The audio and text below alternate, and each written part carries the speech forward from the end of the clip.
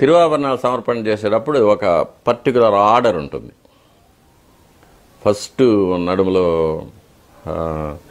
సాదా వడ్డాణం, తర్వాత నాగాభరణం వడ్డాణం, తర్వాత గంటల మొలతాడు అనే దశావతార వడ్డాణం, తర్వాత సూర్యకఠారి, అందెలు, పాగడాలు కట్టిన తర్వాత మళ్ళీ సాలగ్రామ వస్త్రం, కఠారి వస్త్రం, ఉత్తరీయం, దాని తర్వాత మళ్ళీ చిన్న కంటె, పెద్ద కంటె, పులిగోరు పథకం, యజ్ఞోపవీతం, గోపు, అష్టోత్తరహారం, లక్ష్మీహారం, చతుర్భుజ లక్ష్మీహారం, తులసిహారం, సాలగ్రామ హారాలు, అంతకుముందే కర్ణపత్రాలు, శంఖచక్రాల కవచాలు, కటిహస్తం, వైకుంఠహస్తం, నాగాభరణాలు ఇవన్నీ సమర్పణ చేసిన తర్వాత చివరిగా కిరీటం సమర్పణ చేయడం జరుగుతుంది. కిరీటం సమర్పణ చేసిన తర్వాత స్వామివారికి బంగారు పాదాలు పెట్టిన తర్వాత స్వామివారి వక్షస్థలంలో పైకి లోపల వ్యూహలక్ష్మి ఉండిపోతుంది.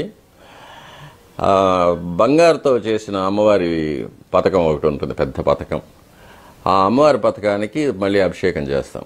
అభిషేకం చేసి కొత్త పట్టు వస్త్రం కట్టి స్వామివారి మెడలో అలంకరించిన తర్వాత స్వామివారికి మళ్ళీ అప్పుడు నవనీతం ఆరగింపు చేసి కర్పూర హారతి చేస్తాం. తర్వాత ఇంకా తోమాల సేవ తర్వాత అర్చన, తర్వాత నైవేద్యం, శాతముర అవన్నీ జరుగుతాయి. ఇవి శుక్రవారం నాడు జరిగే కైంకర్యాలు. ఇవి అలంకారం 1 గంట సేపు పడుతుంది.